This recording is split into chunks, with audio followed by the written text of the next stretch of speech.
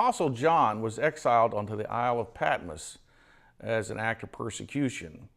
And in his lifetime, he had seen some horrific acts of persecution against fellow believers.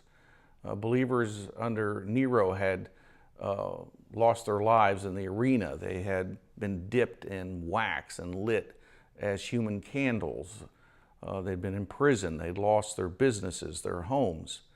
And in spite of all of this terrible, terrible pain that had been inflicted upon the believing community in the first century, John had this wonderful, mellow, passionate attitude. In his letters, he talks about believers being his little children, and he reminds them to love each other.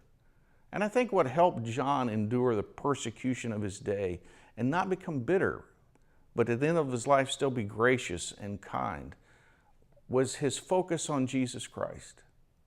Of course, John is the apostle that is chosen by Jesus to receive the revelation of the end of the world. And we call that the book of Revelation, the apocalypse.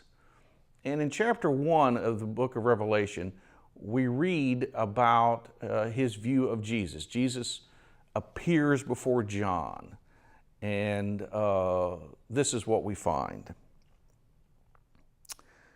John, to the 7 churches in the province of Asia, grace and peace to you from him who is and who was and who is to come, and from the 7 spirits before his throne, and from Jesus Christ, who is the faithful witness, the firstborn from the dead, and the ruler of the kings of the earth.